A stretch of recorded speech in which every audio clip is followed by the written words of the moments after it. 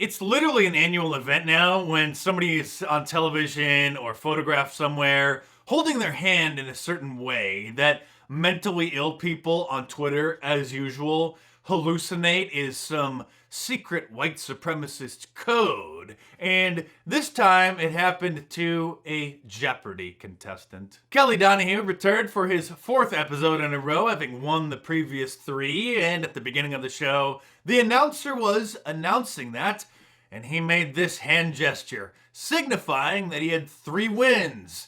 And that's when all hell broke loose on Twitter. But since Twitter is the engine that drives the crazy train of our modern society, the craziness spilled over, and this is now a major national news story. As word of the idiocy kept growing, he posted on Facebook that there was no hidden message behind the hand sign, and it simply signified that he had 3 wins under his belt. And that was his first mistake. Never try to explain something logical to illogical people, especially when they're mentally ill. Like the Bible says, don't cast your pearls before swine. And if that wasn't bad enough, then he made his fatal mistake. He deleted that and then posted what is perhaps the most pathetic apology in all of internet history. And I quote, "I'm truly horrified by what has been posted about me on social media. I absolutely, unequivocally condemn white supremacy and racism of any kind. People who know me personally know that I am not a racist, but for the public at large it bears repeating, I am not a racist, and I reject and condemn white supremacy and all forms of bigotry for the evil they are. It's shameful for me to think anyone would try to use the stage of Jeopardy to advance or promote such a disgusting agenda.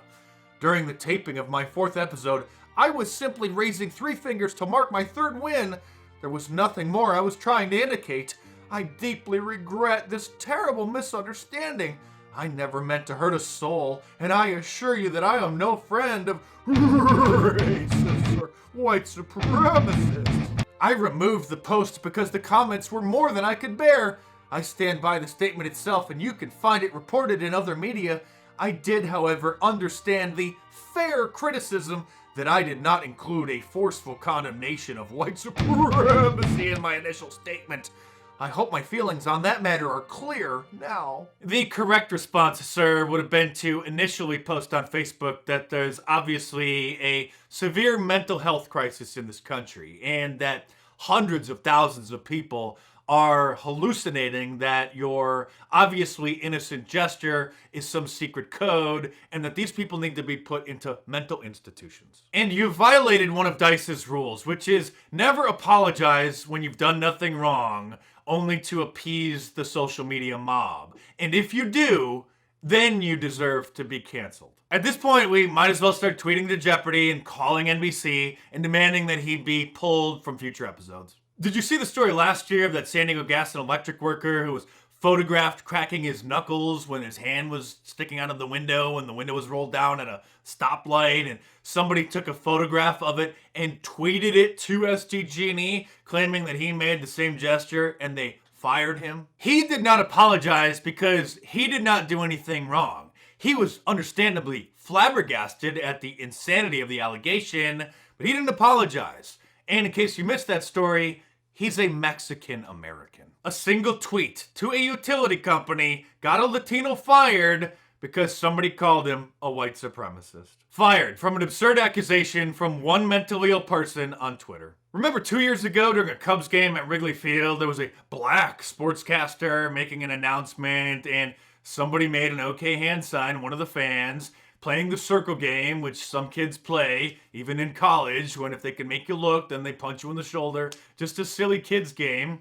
And it was national news. People were outraged, and they identified who the fan was, and they banned him for life from Wrigley Field. And of course, the ADL has the hand sign included on their list of hate symbols, along with certain statistics about certain things, as you well know. There's plenty more to come in this video, so stay tuned, but real quick, subscribe to my channel if this is your first time watching, because few will verbalize the wisdom that you will find on this channel. So subscribe here and check back on a regular basis, and I will continue as long as I can. As many of you know, I detailed and warned about all this in my 2018 book, Liberalism Find a Cure, but unfortunately, no cure has been found yet, and instead, the liberal pandemic is getting worse by the day. At this point, we're just around the corner from a biblical level collapse of society, and many of us have seen this coming for some time and did our best to try to warn others.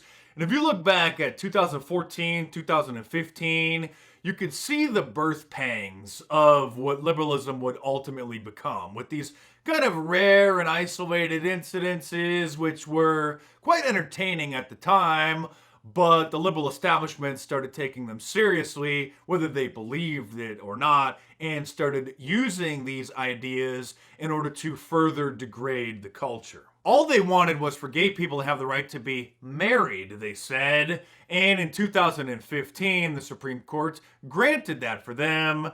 And now they want preteen boys to dress up in drag, and drag kids are being celebrated on mainstream shows like Good Morning America and documentaries on Netflix and on YouTube. And they want small children to be taken to public libraries and have drag queens read books to them.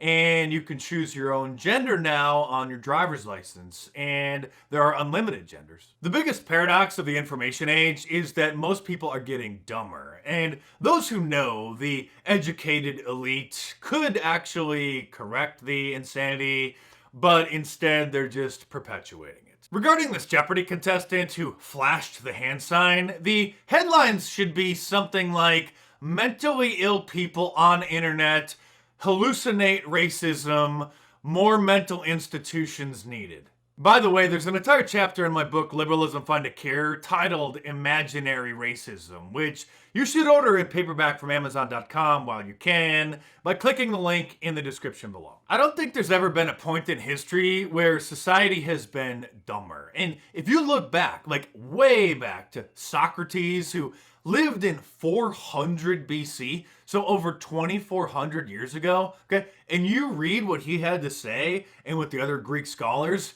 they were way more intelligent than most people are even today. Aesop's fables were being taught to children in 500 BC, ancient wisdom, and still classics to this day, like Tortoise and the Hare. And now there are children's books like Santa's Boyfriend. I will never bow down to this madness or stop speaking the truth. And if you want to support my channel, head on over to my online store, markdice.com, and get yourself a Free Speech Zone shirt, a 2 + 2 = 4 shirt, or any of my awesome designs. Available on a t-shirt, long sleeve, and a hoodie, and a whole bunch of different colors as well. So head on over to markdice.com or click the link in the description below and check them out.